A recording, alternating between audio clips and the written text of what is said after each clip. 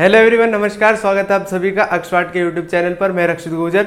तो आज हम कंटिन्यू करेंगे इकोनॉमिक्स क्लास 12th का। हमारा टॉपिक है स्थिर पूंजी का उपभोग और पूंजीगत हानि में क्या डिफरेंस होता है, उसको हम समझेंगे इस वाली वीडियो में। तो इसको इंग्लिश में क्या कहते हैं? स्थिर पूंजी का उपभोग को इंग्लिश में कहते हैं कंजप्शन ऑफ फिक्स्ड कैपिटल, और कैपिटल लॉस जिसको बोलते हैं पूंजीगत हानि। दोनों में क्या डिफरेंस होता है, क्या इन दोनों की कैरेक्टरिस्टिक है, उसको हम समझेंगे इस वाली वीडियो में। तो स्टार्ट करते हैं। सबसे पहले हम समझेंगे कि जो पूंजीगत वस्तुएं होती है, यानी कि जो फिक्स्ड कैपिटल है, उसको हम और किस किस नाम से जानते हैं। तो जैसा कि हमें पता है, पूंजीगत वस्तुओं को हम स्थिर परिसंपत्ति के नाम से जानते हैं, इनको हम स्थिर पूंजी के नाम से जानते हैं। इसको पूंजीगत वस्तु तो बोलते ही है, इसके अलावा इसको हम मशीन भी बोलते हैं।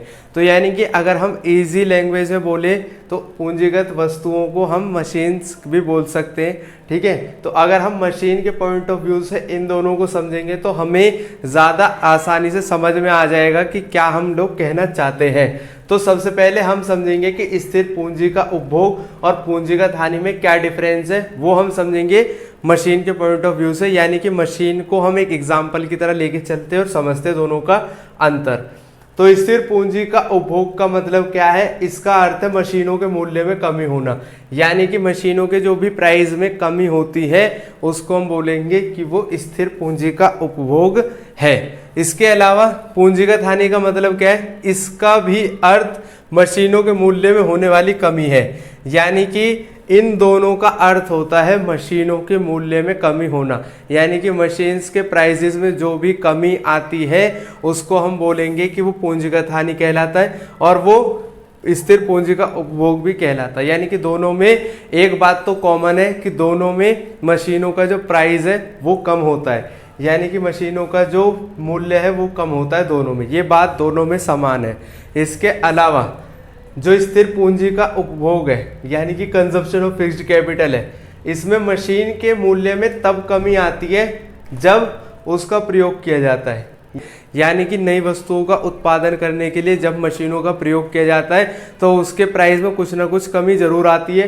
तो जब उसका प्रयोग किया जाएगा तब उसके मूल्य में जो कमी आएगी तो हम कहेंगे कि वो स्थिर पूंजी का उपभोग है, यानी कि वो कंजप्शन ऑफ फिक्स्ड कैपिटल है।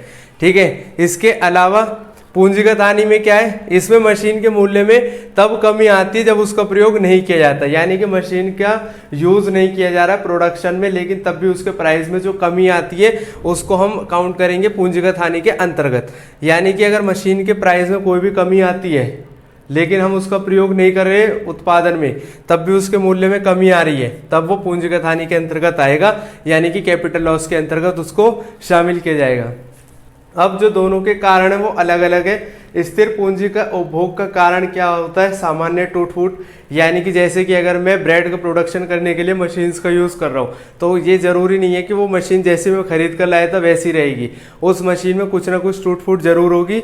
उस मशीन के या तो हो सकता है कोई पार्ट टूट जाए, या हो सकता है कुछ मशीन में ही दिक्कत आ जाए। ठीक है, तो जो सामान्य टूट फूट होती है उसको हम स्थिर पूंजी का उपभोग के अंतर्गत काउंट करते हैं। इसके अलावा सेकेंड है आकस्मिक हानि, यानी कि जब भी एक्सीडेंटल कोई प्रॉब्लम हो जाती है मशीन के साथ में, जैसे मशीन को लेकर जा रहे हैं या मशीन का यूज़ कर रहे हैं, अचानक से उसमें कोई दिक्कत आ जाती है या वो मशीन टूट जाती है, तब हम बोलेंगे कि वो स्थिर पूंजी का उपभोग हुआ है। ठीक है, इसके बाद है प्रत्याशित अप्रचलन। प्रत्याशित अप्रचलन का मतलब क्या होता है? अप्रचलन का मतलब होता है चलन में नहीं होना, यानी कि जो अभी ट्रेंडिंग में चीजें नहीं हो रही है। ठीक है, तो प्रत्याशित अप्रचलन का मतलब ये होता है कि जैसे लोगों की डिमांड थी पहले कि हमें कीपैड वाले फ़ोन चाहिए, यानी कि कुछ इस टाइप के फ़ोन लोगों को पहले चाहिए होते थे। तो जो मार्केट में ऐसे फ़ोन को बनाने के लिए जिन मशीनों का इस्तेमाल किया जाएगा उनकी डिमांड ज़्यादा थी। ठीक है, क्योंकि सभी उत्पादक सोच रहे थे कि हम ऐसे तरह के फ़ोन बनाएंगे तो लोगों को ज़्यादा, हम जो उनकी डिमांड है उनको फुलफिल कर सकेंगे। तो इन फ़ोन्स को बनाने के लिए जिन मशीनों का प्रयोग हो रहा होगा तो उनकी डिमांड ज़्यादा थी। लेकिन कुछ टाइम के बाद में जब एंड्रॉयड फ़ोन आए मार्केट के अंदर, ठीक है, तो जब एंड्रॉयड फ़ोन आए तो लोगों की डिमांड कीपैड से बदलकर एंड्रॉयड फ़ोन की तरफ हो गई कि अब हमें जो फ़ोन चाहिए वो एंड्रॉयड वाले चाहिए। ठीक है, तो अब जो लोगों की डिमांड है वो बदल गई है। अब लोग कह रहे हैं कि हमें एंड्रॉयड फ़ोन चाहिए। तो जो एंड्रॉयड फ़ोन है उनको बनाने के लिए जिन मशीन्स का यूज़ होगा, उत्पादक उस मशीन को खरीदेंगे, ना कि उस मशीन को जिसकी डिमांड कम है। ठीक है, तो जो इन फ़ोन को बनाने के लिए जिन मशीन्स का यूज़ होता था उनकी डिमांड मार्केट में कम हो गई है, यानी कि अब ऐसे फ़ोन का प्रोडक्शन बहुत कम हो गया है। तो ऐसी मशीन्स मतलब जो इनका उत्पादन करती थी उन मशीन्स की डिमांड भी कम हो जाएगी ऑटोमेटिक। तो जब उन मशीन्स की डिमांड कम हो गई है तो उसको हम बोलेंगे कि ये प्रत्याशित अप्रचलन है, यानी कि स्थिर पूंजी का उपभोग कहलाएगा। यानी कि जब मशीनों के मूल्य में कमी आएगी, कब आएगी? जब उनकी मांग कम हो जाएगी। ठीक है, तो मशीनों की मांग कम होने के कारण उनके मूल्य में कमी आ जाती है, तो उसको हम बोलेंगे कि ये स्थिर पूंजी का उपभोग है, कंजप्शन ऑफ फिक्स्ड कैपिटल है। लेकिन जो पूंजीगत हानि होती है, कैपिटल लॉस, उसका कारण क्या है? प्राकृतिक आपदा, जैसे भूकंप आ गया। भूकंप आने से जो मशीन है वो टूट गई है। ठीक है, मशीन के टूट फूट हो गई है मशीन के अंदर, तो मशीन में जो टूट फूट हुई है उसके प्राइस में जो कमी आई है तो उसको हम पूंजीगत हानि बोलेंगे। इसका दूसरा कारण है आर्थिक मंदी। आर्थिक मंदी का मतलब क्या होता है? आर्थिक मंदी का मतलब ये होगा कि जब मार्केट में वस्तुओं की कम मांग होती है, लोगों के पास कम आय होती है, तो वो वस्तुओं की कम मांग करेंगे। ऐसा करने से जो प्रोडक्शन है वो भी रुक जाएगा। ठीक है, जो प्रोडक्शन पहले 100 वस्तुओं का हो रहा था वो 10 वस्तुओं का हो जाएगा, और जो प्रोडक्शन करने के लिए जिन मशीन्स का यूज होता है उनकी डिमांड भी कम हो जाएगी, क्योंकि उत्पादक बोलेंगे कि हम ऐसी मशीन खरीदेंगे क्योंकि प्रोडक्शन होगा ही नहीं मार्केट में।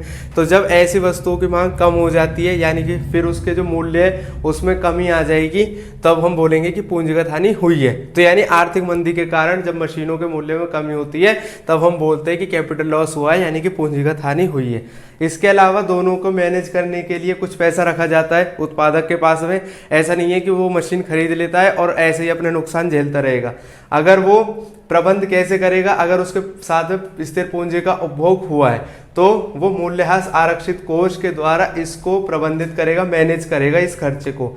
यानी कि मूल्यह्रास का मतलब मैंने आपको पहले बताया था, वस्तुओं के मूल्य में जो भी कमी आती है, जो टूट फूट होती है, उसको हम मूल्यह्रास बोलते हैं। मूल्यह्रास आरक्षित कोष का मतलब होता है कि ऐसा कोष रखना, यानी कि ऐसा पैसा रखना कि जो वस्तु है उसकी टूट फूट होती है उसको सही करवाने के लिए हमने पैसा रख लिया है। लेकिन कैपिटल लॉस को यानी पूंजीगत हानि को बीमा के द्वारा प्रबंधित किया जाता है। ऐसा हमें पता ही है कि अगर भूकंप आया, भूकंप की वजह से कोई मशीन में दिक्कत हो गई है, या सुनामी की वजह से या बाढ़ की वजह से कोई दिक्कत हो गई है, तो इसको जो बीमा कंपनी है वो इसका भुगतान करेगी पूरा 100%। ठीक है, तो इसको बीमा के द्वारा प्रबंधित किया जाता है और इसको मूल्यह्रास आरक्षित कोष के द्वारा प्रबंधित किया जाता है। तो ये थी हमारी वीडियो, आई होप आपको समझ में आया होगा। इसी के साथ मिलते हैं अपनी नेक्स्ट वीडियोज में, तब तक के लिए खुश रहे, स्वस्थ रहे और जुड़े रहे एक्सपर्ट के साथ। जय हिंद, जय भारत।